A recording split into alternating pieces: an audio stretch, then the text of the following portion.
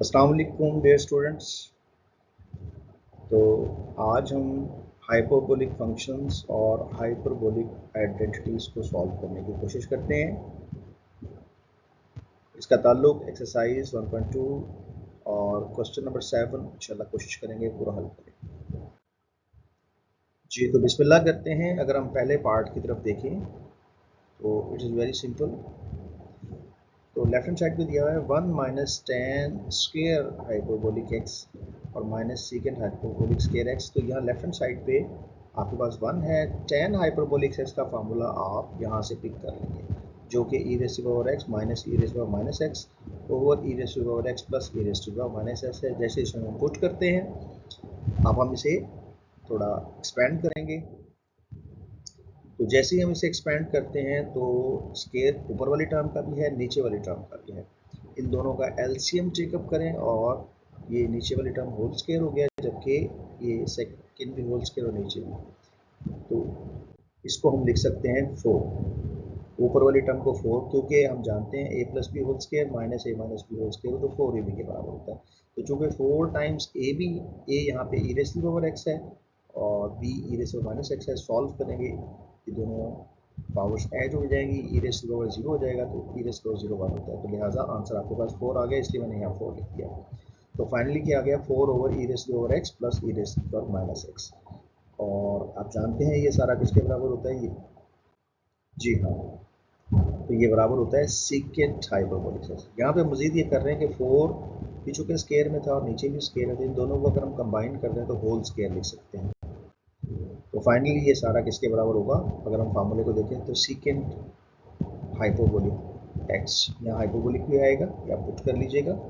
ये मैं यहाँ पुट कर देता हूँ। तो सीकेंट हाइपरबोलिक स्केयर है, यहाँ एच भी है,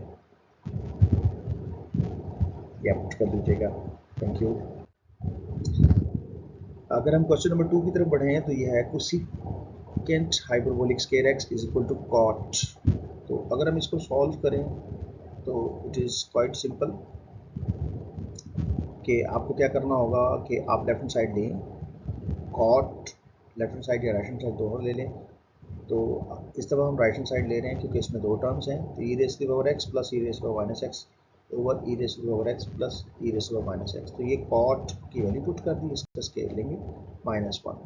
तो इस आइडेंटिटी को अगर हम फर्दर हल करें तो स्केयर लेना पड़ेगा। तो जैसे स्केयर लें और एलसीएम्स लें तो आपके पास रिजल्ट ये आ जाएगा, क्योंकि बेसिकली हम इनके अगर हम यहाँ थोड़ा सा बात कर लें तो e raise to the power x plus e raise to the power minus x को अगर हम सेपरेट कर लें तो ये दरअसल ये पूरी का स्केयर है। और नीचे क्या है, e raise to the power x minus e raise to the power minus x, ये भी सेपरेट हो गया। तो ये पूरे का स्केयर दरमियान में -1। इनका हमने एलसीएम ले लिया। एलसीएम लेने के बाद जो रिजल्ट आया है उस पर हमने आइडेंटिटी अप्लाई कर दी, क्योंकि जब फार्मूला ये बताता है कि जब आपके पास टर्म में इस तरह आ जाए कि ए प्लस बी और ए माइनस बी होल स्केयर हो तो ये बराबर 4ab के होता है। तो इस तरह से आप इसको टेकअप कर सकते हैं। तो मैंने यहाँ पे क्या किया, इस पर आइडेंटिटी अप्लाई की, ए प्लस बी होल स्केयर और minus A minus B whole square, ये बराबर 4ab की हो जाएगा। तो इसकी जगह हमने 4 लिख दिया, क्योंकि ए बी को अगर हम सॉल्व करें तो आप जानते हैं कि यहाँ पे जो देखें, अगर ए बी तो 4 e raise to the power x है और ये e raise to the power minus x है। इन आइडेंटिटीज़ को अगर हम सॉल्व करें तो 4 e raise to the power x minus x हो जाएगा। You will get 4 e raise to the power 0 और e raise to the power 0 1 के बराबर होता है। बेसिकली इसका आंसर 4 आ जाएगा। तो ये जो 4 है इसको मज़ीद 2 स्केयर लिख सकते हैं, क्योंकि ये 4 है ना, ये दरअसल 2 का स्केयर होता है। तो लिहाजा हम ऊपर और नीचे वाली दोनों टर्म्स को कंबाइन करके 2 over e raise to the power x plus e raise to the power minus x whole square कर देंगे। तो फाइनली ये जो रिज़ल्ट है वो एग्जैक्टली आप देखें कि ये वही चीज़ बन गई जो हमें बनानी थी। तो ये कोसेकेंट स्केयर हाइपरबोलिक एक्स के बराबर होगा, तो हम कह सकते हैं which is equal to the left hand side. तो हमने देखें राइट हैंड साइड को किया और इस दफ़ा लेफ्ट हैंड साइड के ऊपर प्रूफ कर दिया। स्टूडेंट्स, क्वेश्चन नंबर 3 की तरफ बढ़े तो यहाँ है साइन हाइपरबोलिक एक्स और ये बराबर है 2 sine hyperbolic x cos hyperbolic x. तो यहाँ लेफ्ट हैंड साइड पे इसका फार्मूला अप्लाई करेंगे। साइन हाइपरबोलिक एक्स आप जानते हैं, यहाँ पर देखें जरा फार्मूले में किसके बराबर है, e raise to the power x minus e raise to the power minus x. तो क्योंकि यहाँ पे एक्स की वजह 2x है तो यहाँ फार्मूले में भी सब जगह 2x आ गया। तो लेफ्ट हैंड साइड सॉल्व कर ली। अब हम जरा राइट हैंड साइड की तरफ बढ़ें तो राइट हैंड साइड पे है 2 साइन हाइपरबोलिक एक्स। तो यहाँ से टेबल से हम फार्मूला उठाएंगे साइन हाइपरबोलिक एक्स का, वो पुट करेंगे, और कॉस हाइपरबोलिक एक्स का फार्मूला यहाँ पुट कर दिया। तो इन दोनों के फार्मूले हम पुट करेंगे। तो देखिए फार्मूले पुट करने के बाद 2 से कैंसिल हो सकता है यहाँ। अब इस पे आइडेंटिटी लगा दी, e raise to the power x है minus e raise to the power minus x है, तो ये हो जाएगा square of the first minus square of the second over में 2 as it is. Square of the first square of the second में ये होता है कि e raise to the power x का जब आप स्क्वायर है दरअसल ये e raise to the power 2x बन जाता है।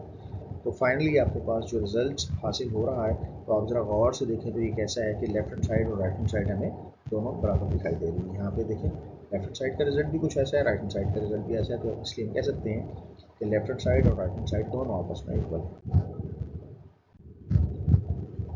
तो बढ़ते हैं लास्ट क्वेश्चन की तरफ, जो कि आप देख रहे हैं किसके बराबर है जी। तो ये है cos हाइपरबोलिक एक्स 2x। तो cos हाइपरबोलिक एक्स का दरअसल फार्मूला होता है e raise to the power x plus e raise to the power minus x। तो चूंकि यहाँ पर हाइपरबोलिक एक्स था, यहाँ हाइपरबोलिक 2x आ गया, तो e raise to the power 2x plus e raise to the power minus 2x over 2 हो जाएगा। तो this is your first term या फर्स्ट इक्वेशन। अब आप इसे मजीद हल करने के लिए क्या करते हैं, मजीद हल करने के लिए राइट हैंड साइड को अलग सॉल्व कर लेते हैं। राइट हैंड साइड पे चूंकि cos स्क्वायर हाइपरबोलिक एक्स है और फिर plus sine square hyperbolic x है, cos की जगह उसकी वैल्यू पुट करें, साइन की जगह उसकी वैल्यू पुट कर देंगे और स्क्वायर्स पे एक्सपेंड कर देंगे, तो जो आपके पास 2 वाली टर्म है ये दोनों आपस में कैंसिल हो जाएंगे। तो इसे हम जानते हैं, इस पर हमने a प्लस बी वाली आइडेंटिटी लगाई है, इस पर हमने a माइनस बी वाली आइडेंटिटी लगाई है। तो दोनों आइडेंटिटीज को लगा के एक्सपेंड किया है, दो टर्म्स कैंसिल हो जाएंगी।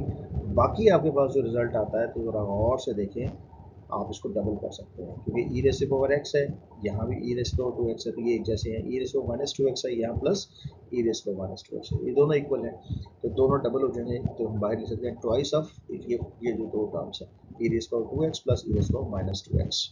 यहाँ थोड़ा सा याद से आप यहाँ जो है ये माइनस पुट कर लिया,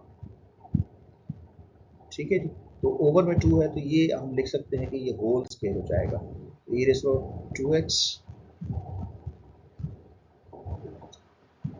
तो फाइनली आपके पास क्या है, ये आप देखें अगर गौर से तो ये 2 इस 2 से कैंसिल हो सकता है, ये जो 2 है ना, ये 2 वन जो 2 2 2 जो 4 हो जाएगा, तो ऊपर वाला 2 खत्म हो गया, सिर्फ आपके पास e raise to the power 2x plus e raise to the power minus 2x over 2 रह गया। तो ज़रा गौर से देखें इक्वेशन 1 और 2 में क्या हमने सेम रिजल्ट प्रोड्यूस नहीं करने थे, तो चूँकि सेम रिजल्ट प्रोड्यूस हो गए लिहाजा हम कह सकते हैं कि हम फाइनली लेफ्ट हैंड साइड और राइट हैंड साइड को इक्वल कर चुके हैं। Thank you very much dear students,